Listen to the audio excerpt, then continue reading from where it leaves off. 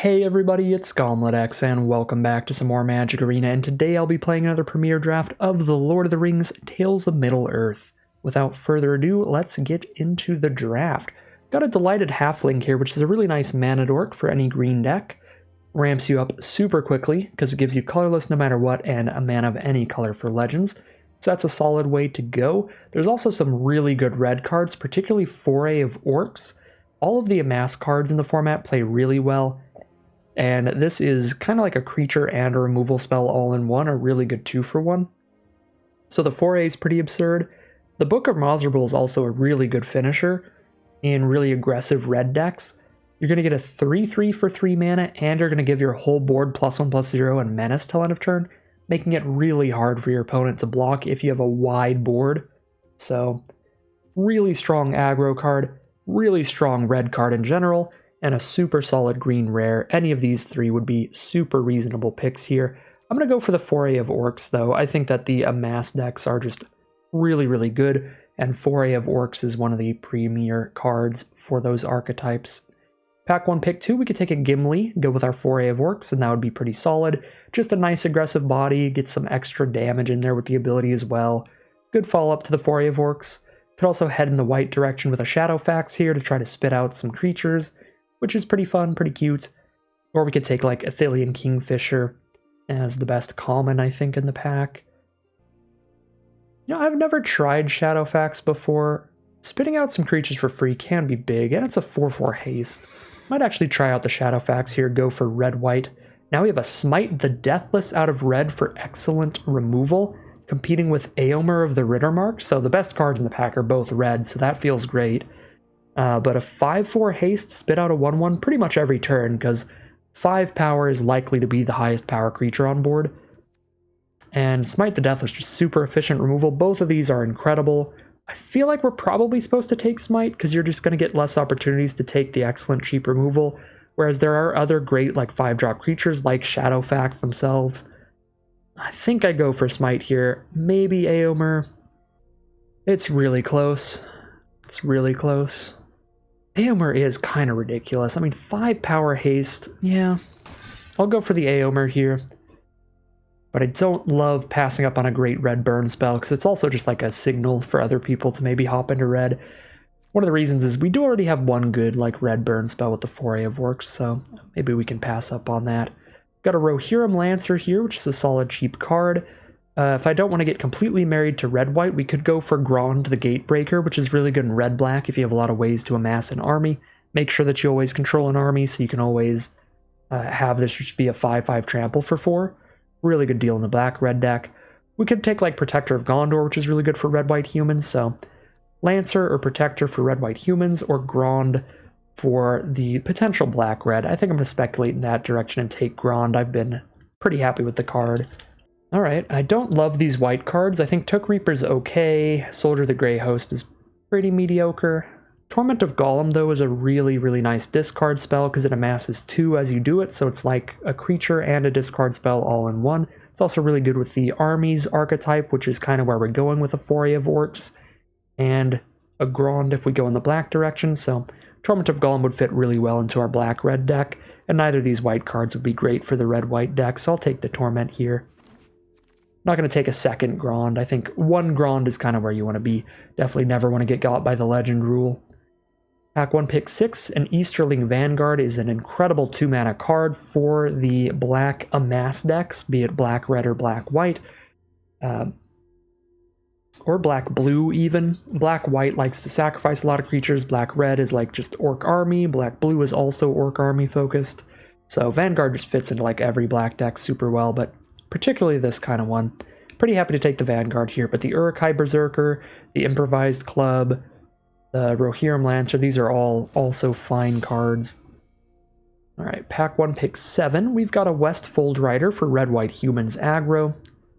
Got a Quarrel's End, which is an okay red card. I don't think this is super good for the red-black deck. I think this is really nice in blue-red, because it gives you a way to discard an instant or sorcery, draw 2, get another sorcery in your grave when you play this. Really works well with the Gandalf Sanction. Kind of flipping through your deck. Yeah, I don't think I'm really going to be happy to play either of these black or red cards. I'll take the Westfold Rider just in case towards white. Haradrim Spearmaster is super fine. Torment of Golem's pretty great. One of these would be the pickup here. Already got 3 4-mana cards. I don't want to load up on those too quickly, and all 3 of these are pretty great, so I'll grab a 3-drop, grab a Spearmaster here.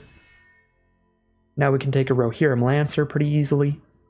Little Menace Stork gets in some early game damage, and whenever it chump blocks, gives you some value, letting the Ring Tempt You. Don't like Gimli's Axe very much, and Shire Scarecrow is mana fixing if you really, really desperately need it. So I'll just take Kingfisher, which I think is the best blue card here. Just a nice flyer, trades off, draws you a card when it does. Alright, Gimli's Axe and Fires of Orthanc are not great. We'll take a Breaking of the Fellowship. Also not a huge fan of that, but I think it's more likely to make the cut as some medium kind of removal. Wow, everything we've taken so far is a creature outside of Breaking of the Fellowship. When you look at this right now. 2 of these are good spells. Torment of Golem and Foray of Orcs both do really good things outside of being creatures, but they're also kind of creatures on the curve, which is great. Ooh, last pick Uruk-hai Berserker. Pretty happy to go black-red here, if possible. Pack 2, pick 1, we can take a Lash of the Balrog for black-red, which is probably what I'm doing, because that last pick Uruk-hai Berserker, we got Grond and Torment of Golems pretty late, which is nice. I'm pretty committed to trying to go black-red, but we could try to be like a red-white Legends deck. 2 mana, 2/2 haste. When you attack with Mary and another legendary, draw a card. I don't think there's barely any good equipment in this format for the first ability, but with Legends, you can draw some cards off of this with an Aomer or a Shadowfax. You know, maybe it's worth the speculation. That actually seems decent for the legendary ability. We'll take a Mary. Maybe I'm not 100% on red-black here, but I think it's quite likely. Check our curve again. Looking at kind of red-white versus red-black. Like, Ugluk can become a really, really big monster, but there are a lot of good chump blockers in the format. You can get 1/1 tokens everywhere, so I don't think it's like super wild, but it is not hard for this to become really big for the mana cost, so it is fun, it's strong. But I might go for just like a human card for the red-white humans deck, like a Protector of Gondor, but we seem like we're more red-white Legends than red-white humans. I don't know, could be Ugluk here, but I'll take a Protector of Gondor. I think that's fine. We're definitely dancing. We're skipping, we're hopping, we're going back and forth here. Torment of Golem, number 2, and Lash of the Balrog, number 1, look pretty great. You Cannot Pass is really, really, really narrow, even if you always have a legendary on board. Can't kill flyers, can't kill unblockable creatures. You have to be using it on something that's blocked or blocking, so I'm not a fan. Do like Swarming of Moria. This is going to be a lot better for black-red than red-white, but it can fit into either deck. I think I'll take the Swarming of Moria. I think Lash of the Balrog is probably a little better, but the flexibility of the Swarming of Moria is nice. It can also help us splash in like a one-off Shadowfax or something if we go in red-black. Speaking of splashing in stuff, Great Hall of the Citadel does give us perfect mana fixing for Legends in particular, so it can splash in Mary, and it can splash in Shadowfax without needing to run any planes. So that's kind of cool, kind of fun. I don't think I want to take it this early. It is competing with a Mordor Muster, which is a really nice 2-drop for the Amass decks. I like that card a ton. Also a Trebuchet, a Breaking of the Fellowship, but definitely Mordor Muster if I don't take the land. Probably took the first Grond too highly, but I guess it's also just because we're in a draft pod where apparently 3 copies of Grond have been opened up already. That's not that statistically likely, so is what it is there. Oh, Theoden, King of Rohan. Whenever it or another human enters the battlefield under your control, target creature gains double strike till end of turn. It's also a 3-mana legend, so it can attack alongside Mary pretty early in the game. The only black card here is Lash the Balrog, but that's a good one. Alright, we're a 3-color pile, because I'm gonna keep getting tempted by these red-white legends. Tempted by the ring, more like tempted by the legends this draft. Jesus. I think I just take another Torment of Golem here. Snarling Warg is not bad either. It's a big menace card, but Slip on the Ring's not going to be particularly exciting in the red-white deck, so we just take a black card. Another Theoden?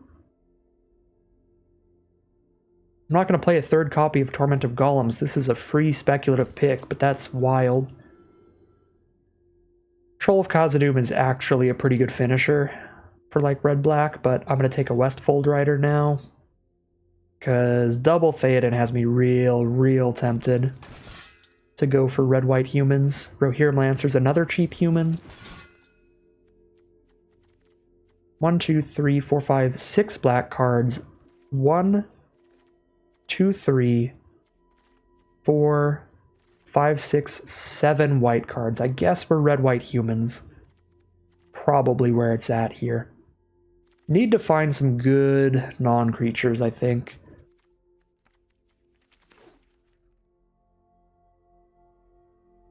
Some good removal spells. And some more Protector of Gondors. Some cards that make like 2 humans off 1 card would be really nice here. But our human count's looking pretty good because of our 1 and 2 mana creatures. We've got 10 humans already. So we're doing pretty great for the red-white humans aggro deck. I don't think I'm going to be playing any of this.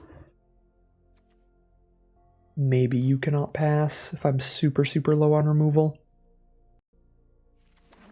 I'd rather play a Breaking of the Fellowship over a You Cannot Pass, though. Alright, pack 3, pick 1 is a difficult choice. There's a bunch of great cards. Landroval's a good way to get some flying damage in. You can attack with this and another flyer, well, another non-flyer, and turn it into a flyer. It's also a legend, which is good. Errand Rider of Gondor is a human that gives us consistent card draw because we have so many legends. But Rally at the Hornburg is like a combo piece with cards like Theoden, because you get 2 humans on the board for really cheap, get 2 triggers of Theoden's ability. I'm going to take the Rally at the Hornburg, but there are great reasons to take either of these other cards. The pack is just really good for us. Pack 3, pick 2 now. Herodream's Spearmaster seems ideal. A human that has that really good +1/+0 ability that happens to work really well with Theoden.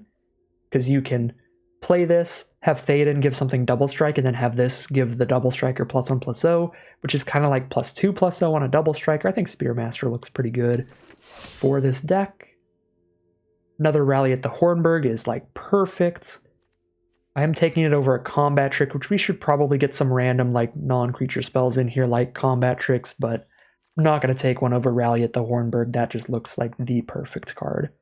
Okay, and here's some random non-creatures we can take, because Rohirrim would be fine, but we need some kind of removal, some kind of non-creature spells. Could go Improvised Club here. We've got a few 1/1 token producers.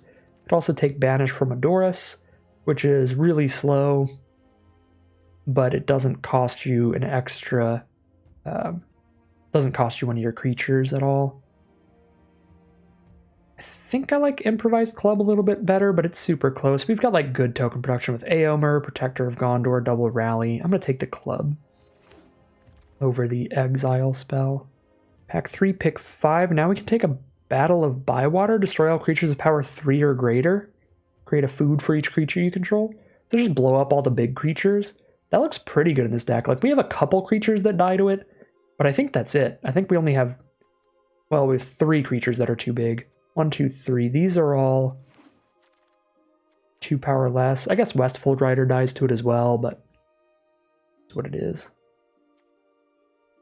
Third Theoden is kind of awkward with the legend rule, but the only card really competing is a Relentless Rohirrim.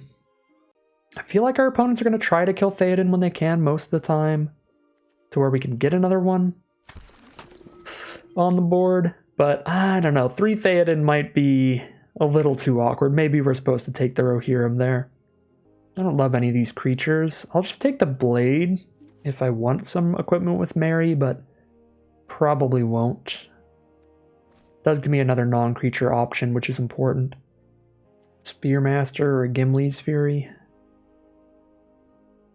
Guess a lot of our creatures are legendaries, but I like that Spearmaster ability with triple Theoden. Double strike +1/+0 together is pretty cute. More non-creature nonsense for some options. More non-creature nonsense for some options. Guess I could take Gimli's Axe with Mary, but again, just don't think the equipment are great with anything else. Take our first Mushroom Watchdogs. If you're later in a draft pod and you're just trying to see how many you own in your collection on Arena, you can always hold down the Alt key, and that's where this number shows up, so you know what to rare draft for your collection purposes. This looks pretty good. Our removal is a bit lacking. I don't think Breaking of the Fellowship is the greatest removal spell, or Battle of Bywater, but together they'll try to fight, they'll try to overcome. We might just drop the Amass just in general, drop the Foray of Orcs and the Swarming of Moria.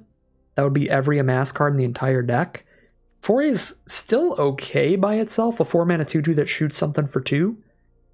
But it's really ideal with more than one other Amass card, really, so I think I could drop that. Alright, yeah, I think I'm going to try to drop the Amass sub-theme here. I don't think this equipment is particularly good. I don't think that You Cannot Pass is a good removal spell, it's just too narrow. I think Lembas is not really for this kind of deck. It's for a good, like, mid-rangey deck. It's just good setup. Scry 1, draw a card, get a little bit of life. Not something we want to commit mana to at any point in the game with a really aggressive deck like this, or a really aggressive archetype. So these 4 are like definite cuts. I could see us having something worse than the Foray of Orcs, even by itself. Again, 4-mana 2/2 shoot something for 2, not horrible. So there might be something worse than that. Probably not, though. Let's check our creature count. So we have all these creatures and 2 Rally at the Hornburgs. So we've got 19 creatures. I should probably cut a couple creatures. I could see a decent argument for cutting one of the 3 Theodens. It's a bit much. A little bit much. Maybe our plan is, if our opponent is going to, like, just not have removal so that we get got by the legend rule, maybe the plan is to improvise club away a Theoden and just sack it to throw something. But, like, if I draw another Theoden, I can just play it aggressively, and our opponent's probably going to work hard to kill it, so they would go for blocks that might have 2 of their creatures die to kill a Theoden, and then boom, we just have another Theoden anyway. Could see the triple Theoden being good. Maybe we cut a couple Lancers. 4 does seem like a lot. I don't think I want to cut any of our 2-drops, because with the double Rally, that's still only 6 2-mana creatures, which isn't that much. This is a lot of 3-mana cards as well, though, so I kind of want to cut one of the 1-mana cards, one of the 3-mana cards. And I don't know. Theoden is stronger than Spearmaster by itself, but drawing a second Spearmaster is actually kind of sweet. Drawing a second Theoden can be a little bit of an issue. So I think I would rather drop one of the Theodens for legend rule purposes. Also just drop this now for Wrath, now for Ruin thing. I mean, I have 16 creatures and 2 rallies, so that's still just like 18 creatures, which is a lot, but... Oh, I still haven't cut the Foray of Orcs, so I could just cut the Foray of Orcs if I want. Or a land even, but I don't think we want to cut a land here.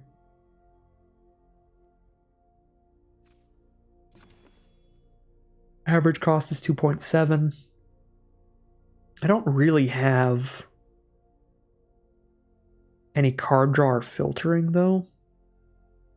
Oh, I still have a Nimble Hobbit in here. I don't think Nimble Hobbit is very good in this deck, but do want more 2-mana creatures.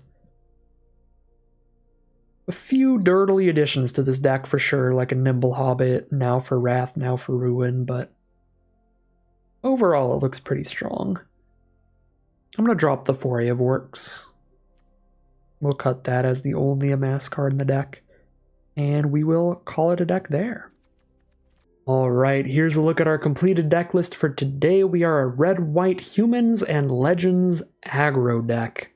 We have a ton of legendary creatures like Eomer, Shadowfax, Triple Theoden, and Mary, Esquire of Rohan. That way our Mary gets to draw some extra cards as they attack with other legendaries. And we have a ton of humans. We've got 3 Lancers, 2 Westfold Riders, 3 Spearmasters, 3 Theodens, Protector of Gondor, and Eomer of the Rittermark, as well as 2 Rally at the Hornburgs to get extra humans on the board. We have all of those to trigger Theoden's Enter the Battlefield effect. giving a creature double strike every turn, which is really powerful alongside some other buffs like the Spearmasters, where we can stack up extra power onto our double striking creatures. Really powerful with cards like Rally at the Hornburg and Protector of Gondor that spit out multiple humans in one turn, as does the Eomer of the Rittermark at the top end. So lots of really good ways to abuse Theoden's ability to get a lot of damage in really quickly, and we've got a few decent removal spells to clear the path with cards like Breaking of the Fellowship and Improvised Club. So nice aggressive red-white deck here with some fun synergies between legends and humans. Looks like it's going to be a pretty fun one to play, but we'll see how it does as we head into the gameplay. Here we are for game one with a nice aggressive curve. We're on the draw, but we are going to be aggroing out as best as possible. We don't have any interaction in the hand. It's just all creatures. Just going to play a bunch of dudes in attack and hope for the best. That is where I like to be sometimes. Let's get real aggressive today. Got our Rohirrim Lancer turn 1. Can rally at the Hornburg turn 2 to get extra damage in, or I could Westfold Rider to have a bigger creature down. I'm going to go for the rally here. It plays around the blue and a 1 counter spell if they're planning on playing that. And if they have a single targeted removal spell, that'll also play worse against 2 1/1 tokens than it would a single 3/1.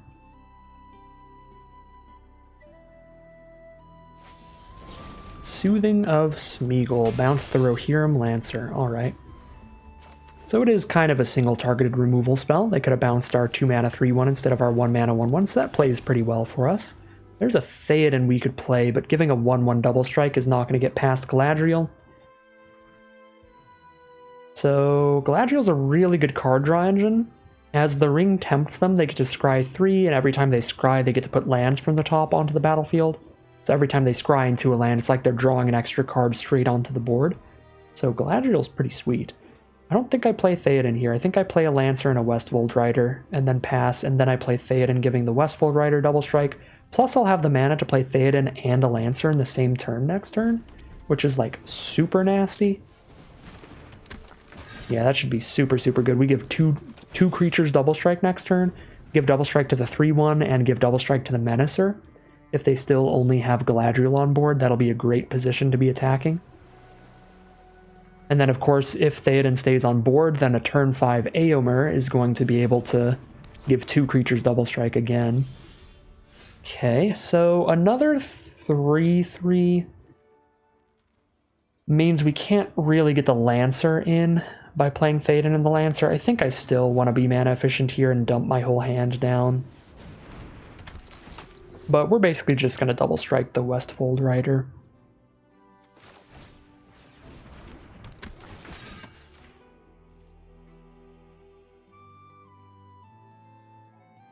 I attack everybody. They kill 2 1/1s, but they take 6, 7, 8. I don't know about that. I'll just send in the Westfold Rider. Get in for 6. Seems pretty good. So the Celeborn the Wise here lets them scry 1 every turn. Gets +1/+1 every time they scry. Just a temporary +1/+1. The main thing is it's going to be a consistent way to scry to try to find lands with Galadriel. Not really worried about blocking this. We can take 4 damage. The scry to the bottom, guessing it is not a land, and now they can reveal the top card of their library. Playing it blind, it is an Ent's Fury for a removal spell, so they're going to be able to kill Theoden next turn, pretty guaranteed.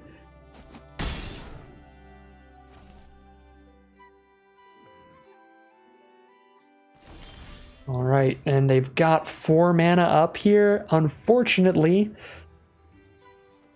that could very well be a counterspell for Eomer of the Rittermark. I think I'm still supposed to go for it, because if it resolves, they pretty much die on the spot. If I play a Rally at the Hornburg and that resolves, do they still die? I don't think so. We give a Westfold Rider and a Lancer double strike. They can chump the Rider, take 1, 2, 3, 4, 5, 6, 7, 8, 9. It is still a lot of damage, and then an Eomer next turn would still quite likely kill them. I'm going to go for the Rally at the Hornburg. It's still very good and plays a lot better against a counterspell. Alright. they're just going to let it happen, which is beautiful. They have a bounce spell for the Westfold Rider. Then they just bounce that, block, kill Theoden, take 1, 2, 3, 4, 5, 6, 8. Definitely hoping they don't have like instant speed interaction here. 6, 7, 8, 9, 10, 11, 12, 13. We force them to have something by attacking with everybody, but then if they do have something, they bounce the Rider, block and kill Theoden, then they get to Ent's Fury, whatever they need next turn.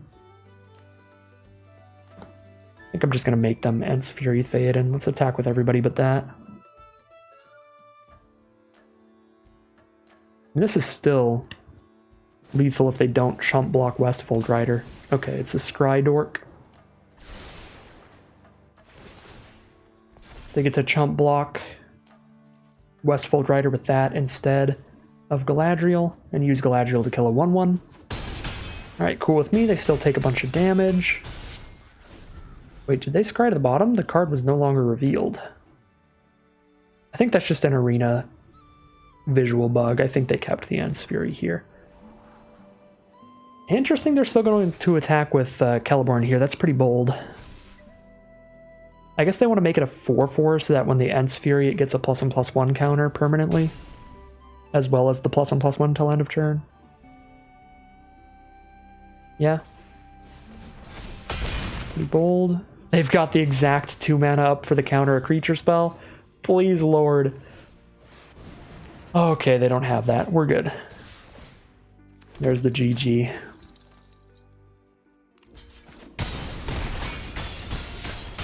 So we played around the counterspell. They didn't have it. They could have had the uncommon counterspell. 2 blue and 1 counterspell and then Amass 1. But they definitely didn't have the counter creature spell because that's only 2 mana.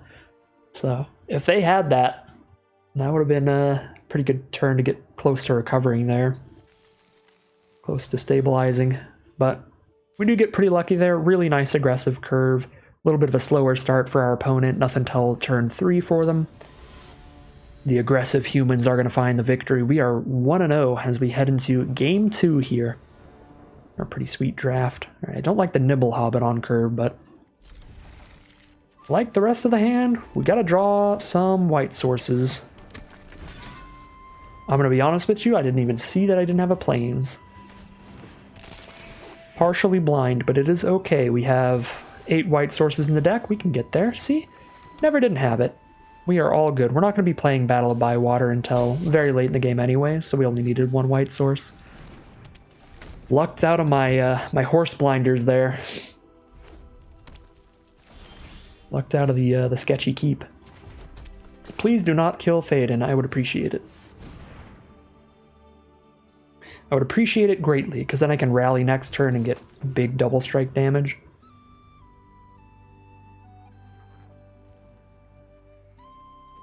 They're probably killing Theoden. They've got something instant speed here for only 2 mana. Most of that out of black-red would be removal, like Smite the Deathless, or a combat trick like... Oh, is this the sack deal 4? Sure, okay. Theoden's dead. Well, on the plus side, we are playing all 3 copies. So there's 2 more in the deck somewhere.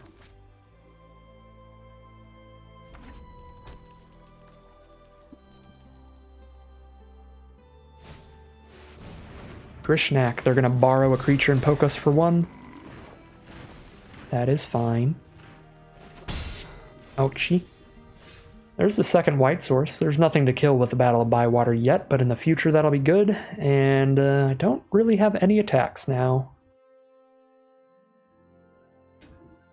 I guess if I really wanted to get aggressive, I could attack with the Hobbit, tap down the Orc Army. Attack with both these to hit them for 2. But then I don't cast anything this turn. I think I'd rather just play a rally.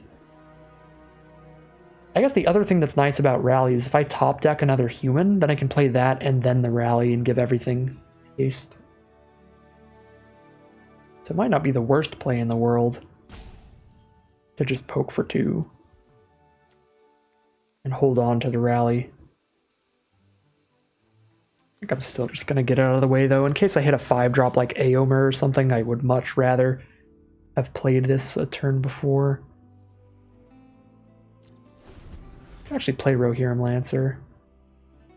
Or attack with it, because it would trade into Grishnak, which is fine. Ouch! The pre-sideboarded Black Breath does ruin our day. Really good against this archetype. That's probably just game. We are out of spells. Got one Battle of Bywater that doesn't kill anything on board right now.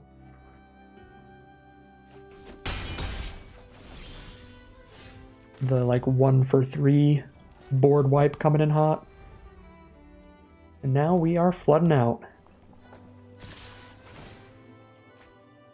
Our opponent has the ring level 2, so they draw a card, discard a card every turn, make sure they hit whatever they need, make sure they don't flood out.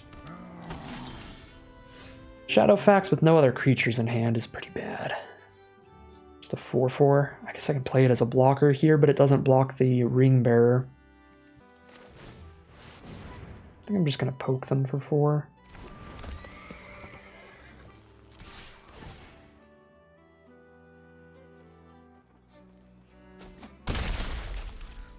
Life totals are even, but I'm about to take 5 damage to the face. Make it 6 with the Haunt of the Dead Marshes. Scry to the top.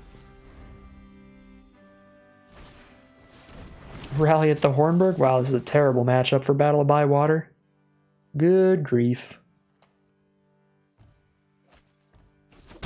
Another Rally at the Hornburg gets discarded here because their card in hand is better than that.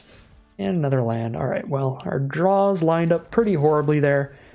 Not much else to say. They had the -1/-1 when we drew all of our 1/1s, and then we drew our card that kills big creatures against the deck with all 1/1s and 2/2s. 1-1 as we head into game 3. Ooh, Marry into Theoden is pretty fancy. Try to get, Marry into double Theoden. Hoping that they use a removal spell on a Theoden. I am not going to attack into this Easterling Vanguard, but I should still just play this, I think. No removal, no removal. Just play another creature, please. I beg of you. Okay, they play another creature. Now we drop a Theoden, and we hope that that looks like the bigger, scarier threat. Because it is the bigger, scarier threat in a vacuum. We just have another copy of it. Flooding a little bit again. We've got 6 lands already. Hope to stop drawing these pretty shortly here. Alright, they do Bitter Downfall the Theoden, so we get to play another. That being said, they are on the play with a really aggressive curve, and we're drawing all lands here, so we might just get aggroed out anyway. Still not going to be trading a 2/2 into one of these, but I will try to block with this Theoden. Maybe get got by a combat trick. I'm at 11 already. Since they, their removal spell also dealt 2 damage to us. Alright, so now all I can do is chump, so I'm just going to take the damage. Down to 7. Westfold Rider. So we can give both our creatures double strike, draw a card off of Marry, and have 2 blockers up to try to not die at 7 here. That feels pretty reasonable. They've got 3 mana up though, and we don't know what they may have.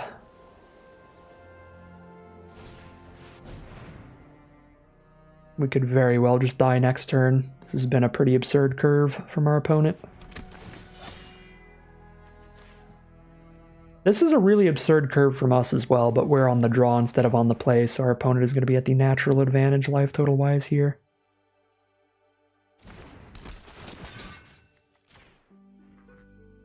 Hope for the best. We've got 2 blockers, one of which has reach. The race is on.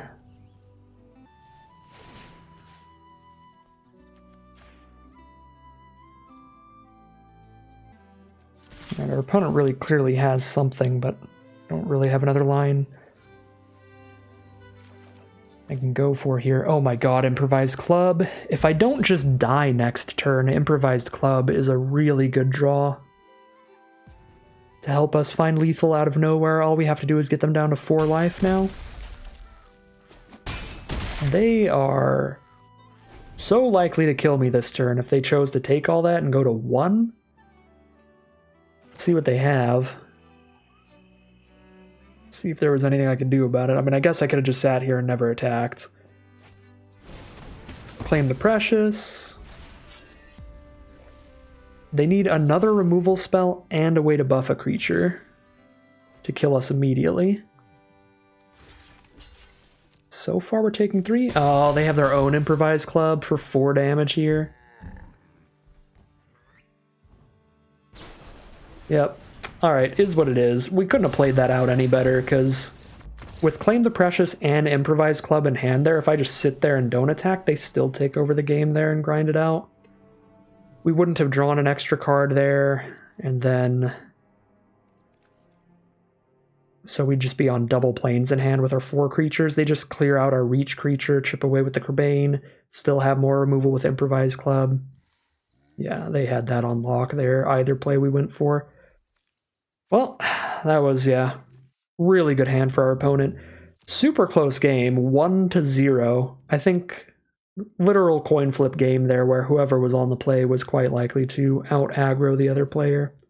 But we, alas, were on the draw instead of on the play, and thus we are 1-2 instead of 2-1 as we head into Game 4. Alright, here we are on the play for Game 4. We don't have a white source in the hand, but we have Lancer into Spearmaster if I hit any land. If I keep hitting lands, I've got Aomer late game. If I don't keep hitting lands, it's because I'm hitting spells. Now, this could go really poorly if I draw exactly just white spells, but if I draw any red lands or red spells, it'll be fine. If I draw white lands, it'll be fine. I think like 3/4 of the draws in my deck are good for this hand, so I'll go for it. Red lands, red spells, and white spells are all, or white lands are all good draws. So yeah, probably 10 out of the 32 cards are bad draws right now. Until I hit a plains, and then pretty much everything's a good draw. Well, miss a land drop here.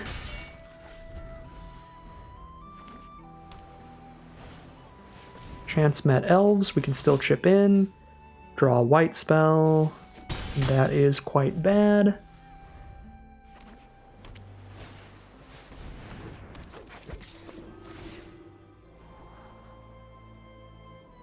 Celeborn alongside the Chance Met Elves is pretty absurd. It's going to get a +1/+1 counter every turn. And that's probably just game. Alright, Shuffler. I see how it is.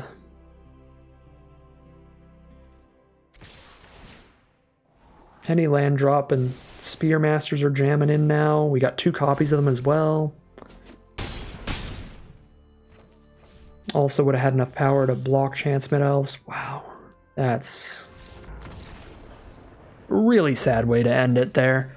Obviously, the only thing I could have done differently was mulligan down to 6 and start the game down a card against this curve. Chance Met Elves into Celeborn, which doesn't feel like a winning plan either. 1 and 3, really rough games there. I think our deck was pretty good, but our draws certainly were not. Worst part of the deck is the lack of great removal, but to be fair, we never drew our Breaking of the Fellowships anyway, so we didn't even draw the removal that we had.